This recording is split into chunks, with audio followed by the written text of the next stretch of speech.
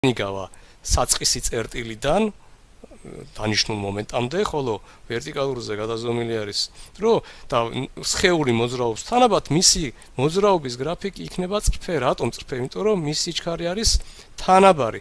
რაც უფრო მეტი არის სხეულის სიჩქარე, უფრო დიდი დახრა აქვს აი ამ გრაფიკს, ხო? აი აქედან უკვე ჩანს, რომ მწვანე-წირით გამოსახული გრაფიკი წრფე არის აქილევსის ტრაექტორია, ხოლო აი წითელით, რომელსაც არის გაცილებით ნაკლები დახრა ჰორიზონტის მიმართ, უნდა იყოს კუს მოძრაობის გრაფიკი.